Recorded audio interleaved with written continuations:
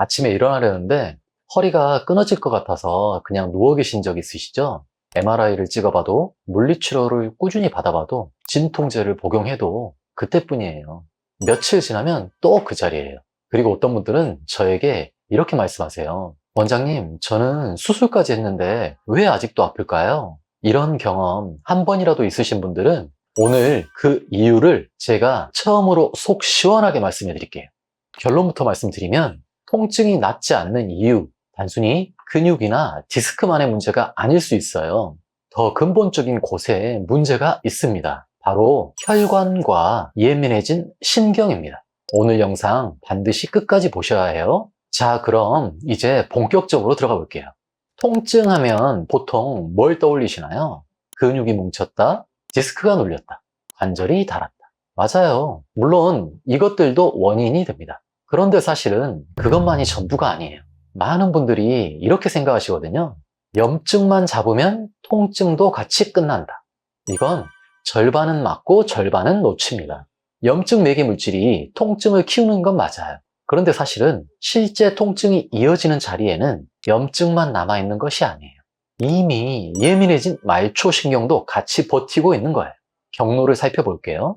염증이 생기면 통증 유발 물질이 증가하고 말초신경이 더 쉽게 켜지고 오래 흥분하게 됩니다. 그래서 작은 자극에도 큰 통증이 생기게 돼요. 마치 화재 경보기가 너무 예민해져서 아무것도 없어도 계속 울리는 것처럼요.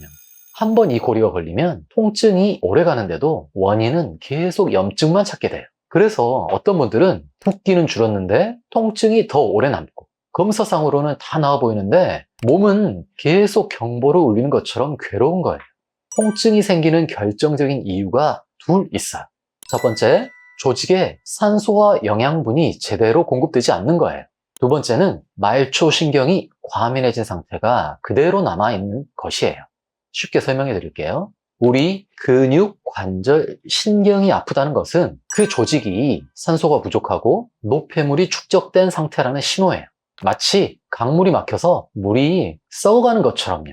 그런데 이 혈류를 열고 닫는 핵심 스위치가 있어요. 그게 바로 산화질소예요. 풍선처럼 혈관을 부드럽게 확장시켜서 피가 원활하게 흐르도록 만들어주는 신호분자예요. 경로를 살펴볼게요. 정상적인 경로에서는 충분한 산화질소가 혈관을 이완하고 그래서 혈류가 공급되고 조직은 회복되고 그로 인해서 통증이 감소하게 됩니다. 그런데 비정상 경로에서는 산화질소가 결핍되어서 혈관이 수축되고 혈류가 차단되고 조직은 허열 상태가 진행되어 염증이 생깁니다. 그로 인해서 통증이 악화되는 거죠. 너무나도 명확하죠? 통증의 진짜 뿌리에 혈관이 있고 혈관을 여는 열쇠가 바로 산화질소입니다. 그러면 여기에서 질문 하나. 산화질소와 통증의 관계가 실제로 과학적으로 증명된 게 있나요?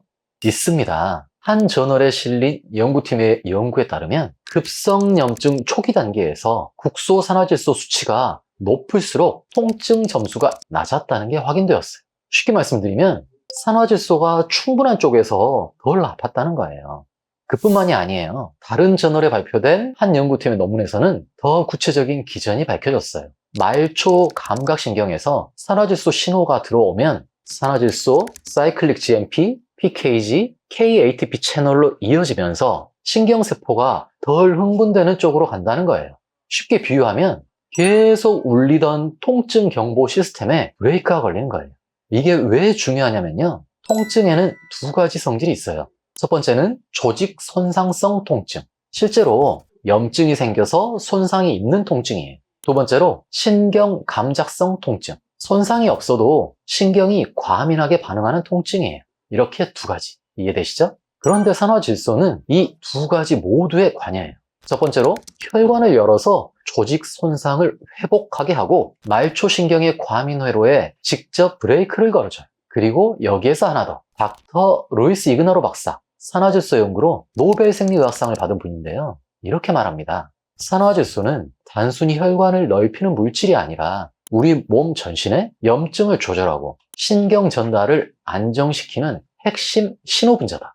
너무나도 정교하죠? 산화질소가 부족해지면 혈관도 막히고 신경 브레이크도 꺼지는 거예요. 이 두 가지가 동시에 풀렸을 때 비로소 통증이 오래가지 않아요.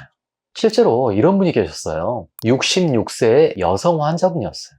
급성으로 무릎이 너무 아파서 걷기조차 힘드신 상황이었는데 거기에 불면증에 두통까지 함께 가지고 오셨어요. 통증 강도를 0에서 10 사이에서 재보니 10으로 나왔어요. 최고 강도인 거죠. 산화질소 약침을 머리와 무릎에 시술했어요. 단 2회 치료 후에 어떻게 되셨을까요?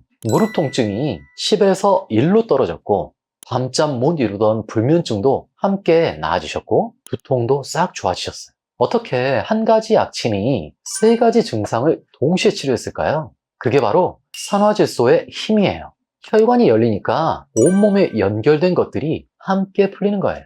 그럼 이 경로를 단계별로 정리해 드릴게요. 크게 5단계가 있어요. 1단계는 혈관을 확장하는 단계예요. 산화질소가 혈관 내피를 이완시켜 혈류를 증가시켜요. 마치 꽉 막혀있던 도로가 확 풀리는 것처럼요.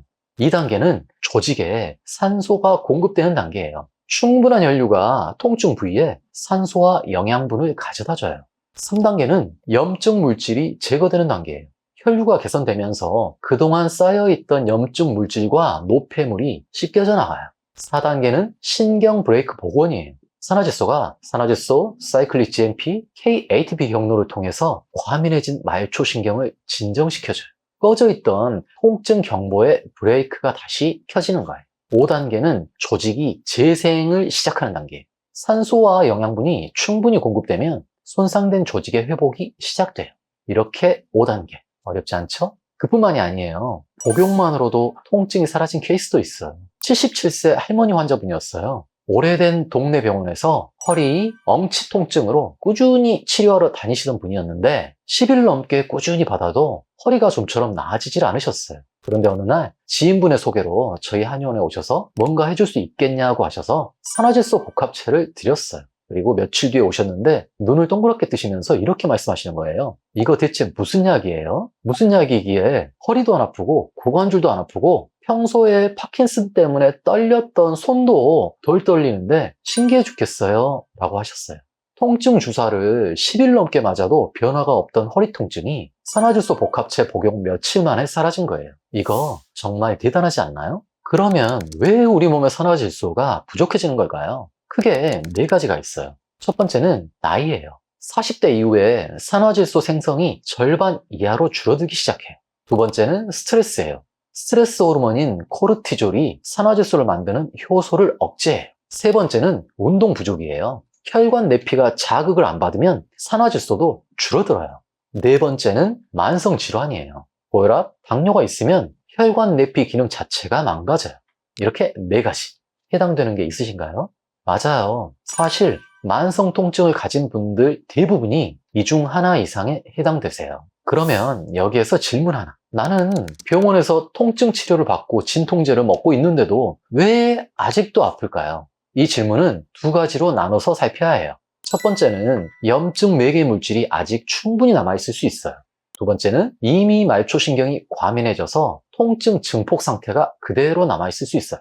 그래서 통증을 볼 때는 얼마나 부었나만 볼 게 아니라 이 3가지를 같이 확인해 보셔야 해요. 가만히 있어도 욱신거리는지, 만지거나 움직일 때 유난히 예민한지, 붓기보다 통증이 더 오래 남는지, 이 패턴이 있으신 분들은 단순한 염증 강도보다도 신경 과민화가 더 크게 끌고 가고 있을 가능성이 높아요.